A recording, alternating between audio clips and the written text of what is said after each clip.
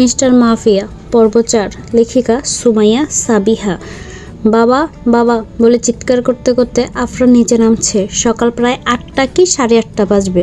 তার চিৎকার শুনে সব সার্ভেন্টরা একসাথে জড়ো হলো।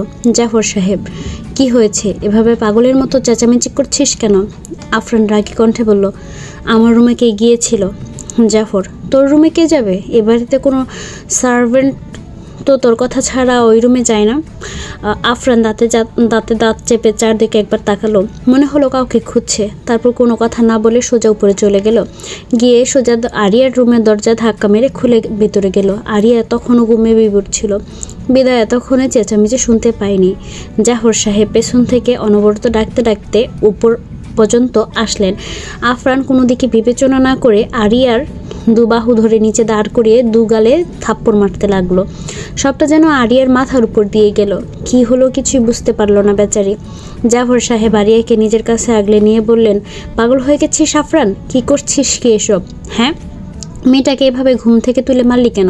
অসভ্যতামি সীমা পেরিয়ে যাচ্ছিস দেখছি দিনকে দিন।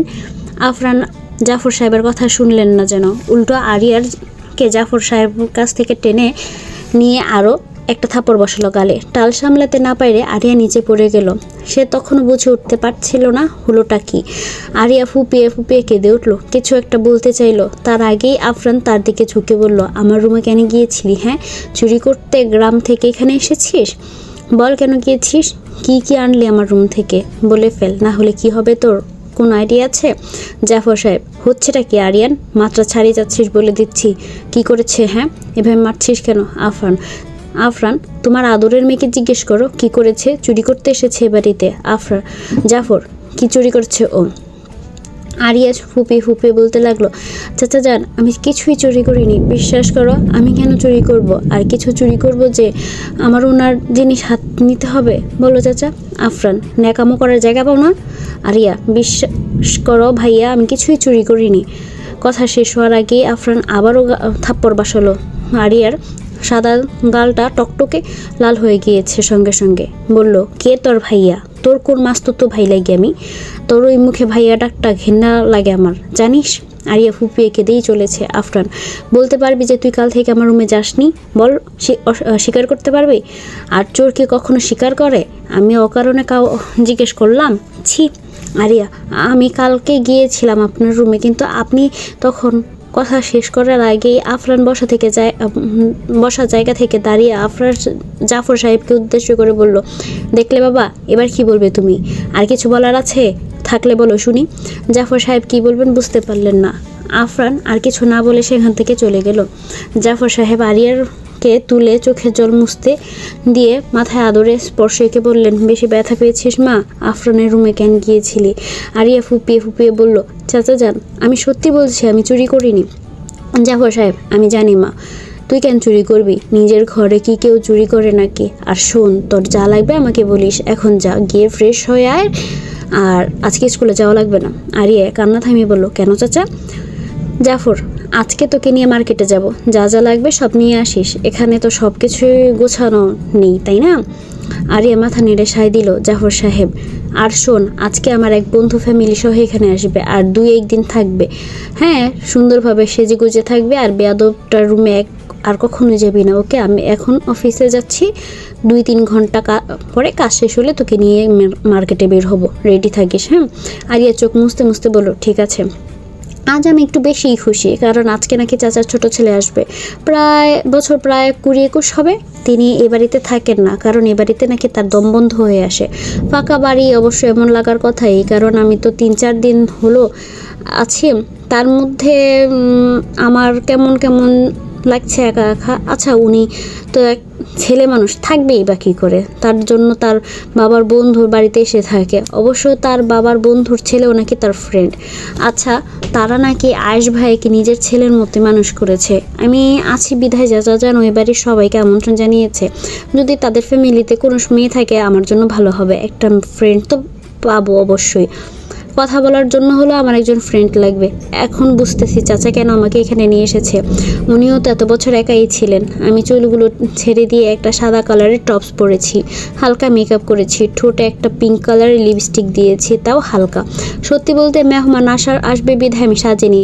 আর চাচার সাথে মার্কেটে গিয়েছি তো সব কিছু কিনেছি, তাই একটু ইচ্ছে হলো আর কি। হাতে হালকা গোলাপি রেশমি চুড়ি পরেছে। আমার অবশ্য একটু পরিপাটি থাকতে পছন্দ। আচ্ছা, আজ তো সবাই থাকবে বাসায়, তাহলে আফরান ভাইয়াও কি থাকবে? অবশ্যই না থাকলে আমার জন্য ভালো হবে। যদি থাকে তাহলে আমাকে দেখলেই তো থাক, আর এত কিছু ভাবতে হবে না। আমি ওই লোকটার সামনে কখনোই যাব না, তাহলেই তো হবে। নিচে সবাই বসে আছে, সার্ভেন্টরা তাদের মেহমানদারিতা করছে, আমাকে চাচা নিচে রাখছে। আমি, হ্যাঁ চাচা। জাফর সাহেব, এই হলো আমার মেয়ে। বসে থাকা মহিলাটি বললেন, মাশাআল্লাহ, কত সৌন্দর্য দিয়েছে আল্লাহ তোমায়। এদিকে আসো। আমি লক্ষ্মী মেয়ের মতো এগিয়ে গেলাম। তিনি বললেন, বসো এখানে। আমি বাধ্য মেয়ের মতো পাশের চেয়ারটায় বসলাম। তিনি বললেন, আমি তোমার আরেক মা মনে করো। আয়েশের আরেক মা হলেও তো তোমারও মা হব, তাই না? আমি ঠোঁটে হাসি রেখে বললাম, তিনি মুগ্ধ হাসলেন। এমন সময় একটা মেয়ে আমার সামনে এসে বলল, তার মানে আম্মু এই কিউট আপুটা আমার বোন হবে, তাই তো? আমি হাসলাম। মহিলাটাও সাই দিল। মেয়েটি আমার 2 হাত ধরে বলল, আচ্ছা আম্মু, এই আপুটা আমার ভাবি বানাবে? মহিলাটা বোধ হয় তার কথায় নাখোশ হলেন। বললেন, তুমি কখন কি বলতে হয় এখনও শিখনি? ওর কি এখনও বিয়ের বয়স হয়েছে নাকি? বাচ্চা একটা মেয়ে, তোমার মতোই তো। মেয়েটা তার মায়ের কথা মতো থতমতো খেয়ে বলল, তাই তো, আমি তো খেয়ালই করিনি। তারপর আমাকে উদ্দেশ্য করে বলল, আমার নাম সামিরা, তোমার নাম কি? আমি নিজের নাম বললাম, আরিয়া। সামিরা মনে হয় নামটা শুনে বেশ চমকালো। বলল, ও, তার মানে তুমি আয়েশ ভাইয়ের চাচাতো বোন, তাই না? আমি হেসে বললাম, চাচা যান আমাদের উদ্দেশ্য করে বলল, মামুনি, তোমরা কথা বললে অন্য কোথাও গিয়ে বলো, এখানে বড়রা কথা বলছে। আমিও সাই দিয়ে উঠে দাঁড়ালাম। এমন সময় আয়েশ ভাই আমাকে বলল, তোর সাথে কথা আছে, শুনে যাস। আমি বললাম, ঠিক আছে, বলেই একটু হাসলাম। লক্ষ্য করলাম আয়েশ ভাইয়ের পাশের ছেলেটি কি যেন আমার দিকে তাকিয়ে হেসে আয়েশ ভাইকে ফিসফিস করছে। আমি ওদের দিকে তাকিয়ে ছিলাম। হঠাৎ করে আমার হাতে কারো স্পর্শ। আমি তার দিকে তাকানোর আগেই আমাকে নিয়ে উপরের দিকে যাওয়া শুরু করলো। এই শক্ত হাতের ছোঁয়া আমার পরিচিত। আমি তার দিকে তাকালাম। যেটার ভয় ছিল সেটাই হলো। আজ তো আমি কিছু করিনি, তাহলে এভাবে রেগে আছে কেন? আমাকে এভাবে টেনে নিয়ে যাওয়ার মানে কি? আজব তো। জাফর চাচা সহ এখানে সবাই উপস্থিত তাকিয়ে রইল আমাদের দিকে। আমি প্রশ্ন করলাম, এভাবে কোথায় নিয়ে যাচ্ছেন আমায়? ছাড়ুন আমার হাত, আমার লাগছে। এত শক্ত কেন আপনার হাত? গরুর হাড্ডির মতো ঠিক। আজব তো, ছাড়ছেন না কেন? আমি তো কিছুই করিনি, আপনার রুমেও যাইনি। তাহলে? আমার কথা যেন তার কানেই গেল না। চিৎকার করে চাচাকে বলতে লাগলাম, চাচা, আমি আজ ওনার রুমে যাইনি, আমাকে শুধু শুধু মারছে। চাচা কিছু বলো। বলে আমি কাঁদতে লাগলাম ভয়ে। জাফর সাহেব বোধহয় এতক্ষণে বুঝতে পারছিলেন না কি হচ্ছিল। স্থির চোখে চেয়েছিলেন। স্তম্ভিতভাবে ফিরে পেতে চাচা চেয়ার ছেড়ে দৌড়ে আসতে লাগলে আমাদের পেছন। এই আফরান, করছিস কি? মেয়েটাকে ছেড়ে দে। শুধু শুধু ওর পেছন কেন লেগে আছিস? ও কি ক্ষতি করেছে তোর? দিন দিন বিগড়ে যাচ্ছিস, কিন্তু এত বাড়াবাড়ি ভালো নয়। চাচার কথাগুলো মনে হয় তিনি শুনলেন না। কপালের রগগুলো ভেসে আছে, চোখগুলো লাল হয়ে আছে। মানুষ অতিমাত্রায় রাগ করলে মনে হয় এমনটাই হয়। আমি কাঁদতে কাঁদতে তার থেকে হাত ছোটাতে চাইলাম, কিন্তু ওনার এই বলিষ্ঠ শক্তির কাছে আমার শক্তি কিছুই মনে হলো না। উনি আমাকে তার রুমে নিয়ে দরজা আটকে দিলেন বাহির থেকে। চাচা আয়েশ ভাইয়া দরজা ধাক্কাচ্ছে, কিন্তু উনি খুললেন না। উল্টো আমাকে খাটের উপর ছুঁড়ে ফেলে দিয়ে দাঁতে দাঁত চেপে আমার দিকে তেড়ে আসলেন। হঠাৎ করে আমার গায়ের ওড়নাটা খুলে ছিটকে ফেলে দিলেন। আমি ভয়ে ঢুক গেলাম। ভাইয়া কি করছেন? প্লিজ আমাকে মারবেন না, আমি কিছুই করিনি তো, বলে ফুপিয়ে কাঁদতে লাগলাম। ওনার লাল চোখ থেকে অতি রাগের কারণে মনে হয় 2 ফোঁটা জল গড়িয়ে পড়ল। আমি ভয়ে গুটি মেরে একটু পিছিয়ে যাচ্ছি। ভাইয়া খাটের উপর এসে আমার উপর প্রায় এসে অল্প জায়গায় স্থির রেখে আমার মুখের কাছাকাছি এসে বলতে লাগলো, ছেলেদেরকে শরীর দেখাতে ভীষণ ভালো লাগে, তাই না? এখন আসছি তো কাছে, দেখা আমায়। কি হলো, ভয় পাচ্ছিস কেন? দেখা, বলে আমার দিকে হাত বাড়িয়ে দিল। আমি ভয় পেয়ে চোখ বন্ধ করলাম। ভাইয়া প্লিজ আমাকে মেরো না, আমি সত্যি কিছু করিনি, প্লিজ আমাকে মেরো না, দোহাই লাগে তোমার। হঠাৎ ঠোঁটে কারো স্পর্শ পেয়ে আমি কেঁপে উঠে চোখ খুলে তাকালাম। ভাই আমার ঠোঁটে লিপস্টিক লেপটে দিচ্ছে। আমি গোঙালাম, আমার লিপস্টিক। তারপর আমার কপালে টিপটো ফেলে দিল। পরে আমার চোখে কাজলটাও লেপটে দিল। সাথে সাথে চোখ জোড়া লাল হয়ে গেল ব্যথায়। এতটা জোরে স্পর্শ করেছে, গলার চেনটা একটানে ছিঁড়ে ফেললো।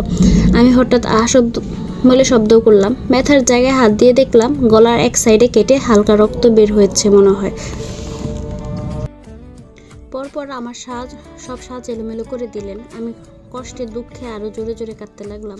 এবার ভাইয়া আমার মাথার চুলগুলো এক মুঠোয় শক্ত করে ধরে বললেন, এ বাড়িতে থাকতে হলে আমি যেভাবে বলবো ওইভাবেই থাকতে হবে, তা না হলে আমার চেয়ে খারাপ কেউ হবে না।